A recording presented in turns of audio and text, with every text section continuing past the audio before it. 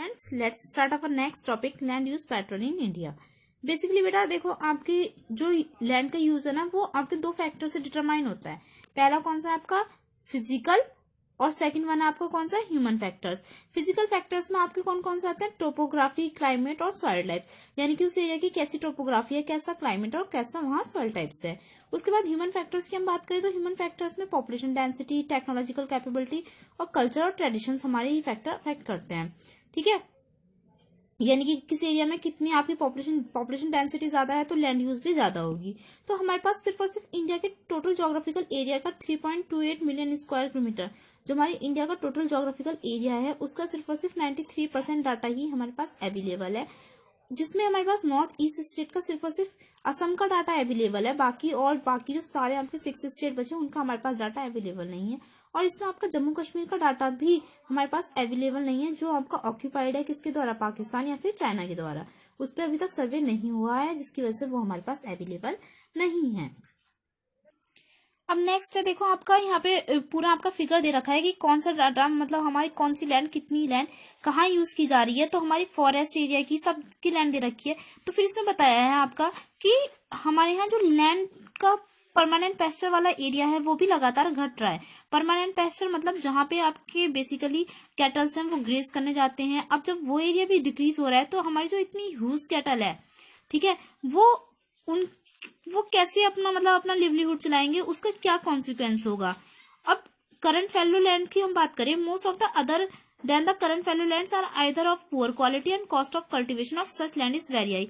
हमारे पास जो करंट फैलो लैंड्स जो है उसकी जो मतलब कल्टीवेशन की कॉस्ट है वो या तो बहुत ज्यादा है, ठीक है, या फिर वो बहुत ज्यादा पुअर क्वालिटी है, जिसकी वजह से उसकी कॉस्ट ऑफ कल्टीवेशन बहुत ज्यादा है। लेकिन तब भी ऐसी लैंड को हम क्या करें, अगर ये लैंड आपकी क्या हो रही है 5 साल में बेसिकली 2 और ट्वाइस आपकी कल्टीवेट की जा रही है, और उसको हम नेट सोन एरिया में इंक्लूड कर ले, एनएसए में इंक्लूड कर ले, तब भी हमारे एनएसए का जो परसेंटेज होगा वो 54% ही होगा। देखो बेटा इधर देखें आप, आपका बेसिकली कौन सा एरिया, आपका ये कौन सा एरिया है, ये आपका है आपका net sown area. Net sown area में हम कौन सा एरिया इंक्लूड कर ले, हमारा करंट फैलो लैंड का एरिया इंक्लूड कर ले, और दूसरा आपका कौन सा फैलो अदर देन करंट फैलो।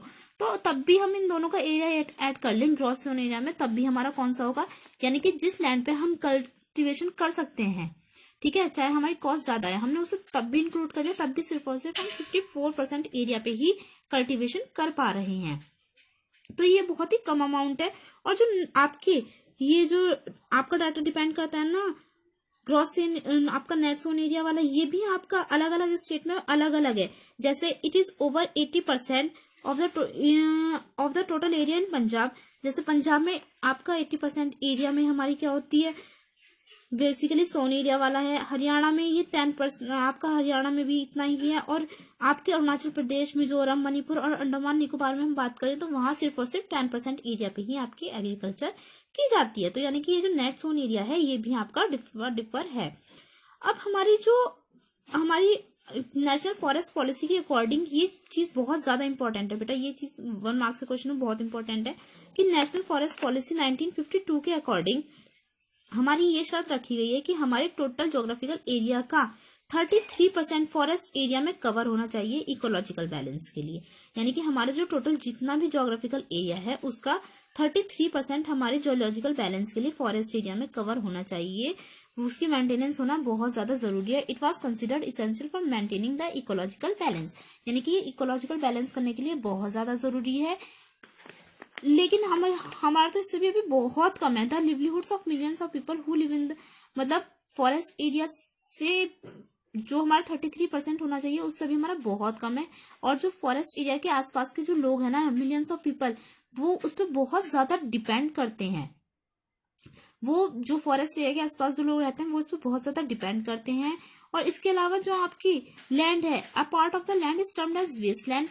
आपकी एक लैंड का पार्ट वेस्ट लैंड में कन्वर्ट किया जाता है और दूसरा कुछ पार्ट आपका नॉन एग्रीकल्चरल यूजेस में। वेस्ट लैंड में देखो कौन सा एरिया आपका आता है, वेस्ट लैंड में आपका आता है rocky, arid and desert areas, यानी कि आपके रेतीले पहाड़ हो गए, ठीक है, रेगिस्तान वाले एरिया हो गए, आपकी सैंडी सॉइल हो गई। तो ये सारे एरिया हमारे उसमें इंक्लूड, वेस्टलैंड में इंक्लूड होते हैं बंजर भूमि, और नॉन एग्रीकल्चर यूजेस में आपके कौन से एरियाज इंक्लूड होते हैं, सेटलमेंट्स, यानी कि जहां आपकी बिल्डिंग्स बनी होती हैं, रोड्स बनी होती हैं, रेलवेज बने होते हैं, इंडस्ट्री बनी होते हैं, etc. Continuous use of land over a long period of time without taking appropriate measures to conserve and manage it resulted in the land degradation, यानी कि लैंड का बिना देखे एक बहुत लंबे टाइम तक आपका कंटिन्यूस यूज करना और उसके लिए कोई भी आपका मेजर्स ना लेने की वजह से कि हमें लैंड को कैसे कंजर्व करके रखना है, उसके लिए हम लैंड को कंटिन्यूस यूज किए जा रहे हैं और उसके लिए कोई भी आपका कंजर्व मेजर नहीं ले रहे हैं उसको मैनेज करने के लिए, जिसकी वजह से क्या होता है कि हमारी लैंड डिग्रेडेशन हो रही है, जिसकी वजह से आपके इन्वायरमेंट में बहुत ही ज्यादा सीरियस रेप्लिकेशंस यानी कि आपकी डिजास्टर आने के पूरे आपके चांसेस रहते हैं और आ भी रहे हैं। तो यानी कि लैंड को आपका क्या है, एक एप्रोप्रिएट मेजर चाहिए उसे कंजर्व करने के, उसे मैनेज करने के। अब बात आती है लैंड डिग्रेडेशन और कंजर्वेशन मेजर, यानी कि लैंड डिग्रेडेशन के क्या रीजन है, क्या कॉजेज है और उसको कैसे कंजर्व करना चाहिए। हम हमारी जो लैंड है उसको पास्ट जनरेशन से ही शेयर करते आ रहे हैं और फ्यूचर में भी करेंगे। हमारी लैंड से हम 95% ऑफ हमारी बेसिक नीड्स को सेटिस्फाई करते हैं, such as food, shelter, clothing, ये सारी हमें लैंड से ही जनरेट होती हैं, क्योंकि लैंड पे ही आप क्या करते हैं, फॉर अपनी कोई भी एग्रीकल्चर करते हैं, आपको फूड मिलता है, लैंड पे ही आपके पेड़ पौधे उगते हैं, आपको पहनने के लिए उससे कपड़े मिलते हैं, ठीक है, यानी कि आपका कॉटन वगैरह, तो ये सब आप लैंड से ही ऑब्टेन करते हैं। ह्यूमन एक्टिविटीज ने ना सिर्फ लैंड का डिग्रेडेशन किया है बल्कि उसके आप मतलब नेचुरल फोर्सेस को इतना ज्यादा आपका क्या कर दिया है, उन्हें इतना ज्यादा बल दे दिया है कि वो आपका क्या कर देती है, लैंड को डैमेज कर देती है। मतलब क्या होता है, जब लोग क्या करते हैं बिना सोचे समझे लैंड को ओवर यूज करते हैं तो लैंड डिग्रेडेशन अपने आप ही होने लगता है। अब at present there are about 130 million hectare of degraded land, यानी कि हम अभी की बात करें तो इस टाइम पे हमारी 130 मिलियन हेक्टेयर लैंड जो है वो डिग्रेडेड है, यानी कि बेकार क्वालिटी की है, जिसमें से आपकी 28% जो है वो फॉरेस्ट से बिलोंग करती है, फॉरेस्ट डिग्रेडेड एरिया। 56% आपका वाटर इरोडेड एरिया है, यानी कि वाटर की वजह से वो बेकार हो चुकी है, यानी कि आपका वाटर इरोजन बोल रहे हैं आप, ठीक है। उसके बाद रेस्ट इज अफेक्टेड बाय सैल्कालाइन और एल्केलाइन डिपॉजिट, यानी कि सैलाइन और एल्केलाइन डिपॉजिट, यानी कि बाकी जो है वो आपकी सैलाइन मतलब जिसमें सॉल्ट की बहुत ज्यादा आपकी क्वांटिटी रहती है, एल्कलाइन आपके मिक्सचर्स होते हैं, मतलब इन सब की वजह से क्या है आपकी लैंड का डिग्रेडेशन होता जा रहा है। और इसके बाद आपकी ह्यूमन एक्टिविटीज भी बहुत अफेक्ट डालती हैं। कौन कौन सी? डिफॉरेस्टेशन की वजह से आपकी लैंड डिग्रेडेशन होता है। ओवर ग्रेजिंग यानी कि कैटल्स को अपनी जरूरत से ज्यादा ग्रेज कराना। माइनिंग एंड क्वेरिंग यानी कि हम क्या कर रहे हैं, लगातार खुदाई करवा रहे हैं खननों में, ठीक है, और उनको ये सारी चीजें हैं वो लैंड डिग्रेडेशन का एक रीजन बनती जा रही हैं। तो बेसिकली लैंड डिग्रेडेशन की हम बात करें तो आपका कौन कौन सा, फिजिकल एक्टिविटीज की बात करें तो forest degraded area, water eroded area और सैलिनिटी और एल्कलिनिटी। उसके बाद ह्यूमन एक्टिविटीज की बात करें तो हमारा deforestation, over grazing, mining and quarrying, ये सारे लैंड डिग्रेडेशन के रीजंस बनते जा रहे हैं। और इसके अलावा और भी देखो आपके कुछ मेन कॉजेज हैं, वो देखो क्या है। Mining science are abundant after excavation work is complete, living deep scars and traces of over burning, यानी कि जब हम कहीं पे भी खुदाई करते हैं ना तो उस खनन को खोदने के बाद हम उसे ऐसे ही छोड़ देते हैं, मतलब खाली छोड़ देते हैं, उस गड्ढे को नहीं भरते हैं, जिसकी वजह से क्या होता है आपकी लैंड पे डीप स्कार्स आ जाते हैं। मतलब जो भी आपने मेटल खुदाई करके निकाला है उसमें से जो भी अंदर से निकला है उसे हम ऐसे ही खुला छोड़ देते हैं, जिसकी वजह से आपकी उसकी वाटर मतलब सॉइल की जो वाटर को एब्जॉर्ब करने की कैपेबिलिटी होती है वो कम होती चली जाती है, यानी कि वो रिड्यूस होनी चली जाती है। अब सॉइल जो है वो वाटर ऑब्जॉर्व नहीं कर पाता। और ऐसा बेसिकली देखो कौन कौन से स्टेट में होता है, स्टेट लाइक आपके झारखंड, छत्तीसगढ़, मध्य प्रदेश, ओडिशा, ठीक है। तो ये deforestation due to mining have cause severe land degradation, यानी कि ये देखो सारे प्लेट्यू वाले रीजन आपके कौन कौन से, झारखंड, छत्तीसगढ़, मध्य प्रदेश, ओडिशा, जहां डिफॉरेस्टेशन के साथ साथ आपका क्या होता है माइनिंग, ठीक है, माइनिंग की वजह से आपका डिफॉरेस्टेशन भी होता है और जिसकी वजह से लैंड डिग्रेडेशन आपका अफेक्ट करता है।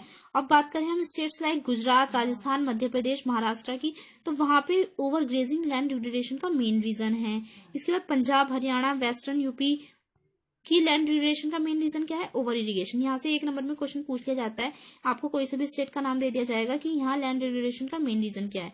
तो ये जो आपके स्टेट थे कौन कौन से, झारखंड, छत्तीसगढ़, मध्य प्रदेश और ओडिशा, यहाँ का मेन रीजन क्या था, डिफॉरेस्टेशन ड्यू टू माइनिंग फिर गुजरात, राजस्थान, मध्य प्रदेश और महाराष्ट्र की बात करें तो ओवर ग्रेजिंग, और आपके हरियाणा, पंजाब, वेस्टर्न यूपी की बात करें तो ओवर इरिगेशन। तो ये सारे आपके लैंड डिग्रेडेशन के रीजन थे बेसिकली। और इससे क्या होता है, ओवर इरिगेशन से बेसिकली जब हम ओवर इरिगेट करते हैं तो उससे हमारी जो सैलिनिटी होती है आपका, वो क्या होने लगती है, इंक्रीज होने लगती है, यानी कि वाटर में सैलिनिटी और एल्कलिनिटी जो होती है वो बढ़ जाती है, जिससे आपकी क्या होने लगती है, अब आपकी जो सॉइल की फर्टिलिटी लेवल होता है वो धीरे धीरे आपका कम होने लगता है। इसके अलावा कुछ मिनरल्स बनाने में आपके लाइमस्टोन वगैरह को जब ग्रिंड किया जाता है सीमेंट इंडस्ट्री में, मतलब जब हम सीमेंट इंडस्ट्री में जब हम लाइमस्टोन को ग्रिंड करते हैं, उसको पीसते हैं, ठीक है, तो उससे जो कैल्साइट, आपका सोप स्टोन, यानी कि आपका जो मतलब पत्थर वाला आपका सीमेंट होता है, लाइमस्टोन होता है, या आपके सिरेमिक इंडस्ट्री यानी कि कांच इंडस्ट्री में बेसिकली क्या होता है, इससे आपकी जब हम इन्हें बनाते हैं ना तो इससे बहुत ह्यूज क्वांटिटी में डस्ट निकलती है जो एटमॉस्फेयर में जाती है, और वो डस्ट क्या होती है आपकी एटमॉस्फेयर में जाके घुलती है। फिर इससे क्या होता है, आपका इन्फिल्ट्रेशन का प्रोसेस, यानी कि एटमॉस्फेयर में जाके मिल जाती है, वो आके फिर क्या होती है आपके उसके साथ मिलके बेसिकली जब रेन के साथ वो आती है तो वो आपका क्या होता है, आपका इन्फिल्ट्रेशन प्रोसेस के थ्रू सॉइल पे बैठ जाती है, जिससे आपका जो लैंड में वाटर है वो नीचे नहीं जा पाता।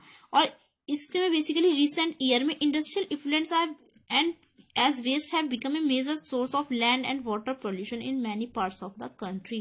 यानी कि अभी लगातार सालों की हम बात करें, कुछ ही सालों की, तो उसमें जो एक मेन रीजन आया है आपका कौन सा, इंडस्ट्रियल इफ्लुएंस, यानी कि इंडस्ट्री से निकलने वाले जो बेकार आपके इफ्लुएंस होते हैं, छोटे छोटे आपके कण होते हैं, वो आपका लैंड डिग्रेडेशन का और वाटर पॉल्यूशन का मेजर पार्ट्स बने हैं। अब बात आती है लैंड डिग्रेडेशन को कंजर्व करने के लिए हम क्या कर सकते हैं, यानी कि उस प्रॉब्लम को सॉल्व करने के लिए हम क्या क्या कर सकते हैं। तो बेसिकली पहला पॉइंट आपका क्या है, afforestation and proper management of grazing, यानी कि हमें ज्यादा से ज्यादा पेड़ लगाने चाहिए, ग्रेजिंग का एक प्रॉपर मैनेजमेंट करना चाहिए, शेल्टर बेल्ट्स में आपके प्लांट्स को लगाना चाहिए, ठीक है, और ओवर ग्रेजिंग को कंट्रोल करना चाहिए। सैंड ड्यून्स पे हमें क्या करनी चाहिए, थॉर्नी बुशेस हमारे कांटेदार झाड़ियां उगानी चाहिए। ये सारे मेथड्स आपके ऐसे हैं जिससे हम लैंड ड्यूरेशन को कम कर सकते हैं। वेस्ट लैंड का मैनेजमेंट करना चाहिए, हो सके तो उसे आपके कल्टिवेटेड लैंड में कन्वर्ट करना चाहिए, माइनिंग पे कंट्रोल करना चाहिए। अपने पीपल्स को हमें क्या करना चाहिए, डिस्पोजल और इंडस्ट्रियल इफ्लुएंस वाटर में डिस्चार्ज करने से रोकना चाहिए, उन्हें पहले ढंग से ट्रीट कर लेना चाहिए, मतलब जो वेस्टेबल है और जो आपके डिग्रेडेबल है और जो नॉन डिग्रेडेबल है उनको अलग अलग करके उन्हें ट्रीट किया जाए। इस तरीके से हमारा लैंड और वाटर डिग्रेडेशन जो है वो इंडस्ट्रियल एरियाज में और सब अर्बन एरियाज में घटाया जा सकता है। इसके बाद नेक्स्ट टॉपिक में बेटा हम पढ़ेंगे क्या, सॉइल एज ए रिसोर्स। आज का टॉपिक बहुत इंपॉर्टेंट था, इसके आप कॉजेज और क्या क्या मेजर्स लिए जाएं वो लिख लेंगे बहुत अच्छे से, मतलब लिखेंगे नहीं, अभी सिर्फ याद पढ़ लेंगे इसको दोबारा से। और सॉइल एज ए रिसोर्स अब हम नेक्स्ट टॉपिक इसे पढ़ लेंगे। Till then take care, bye.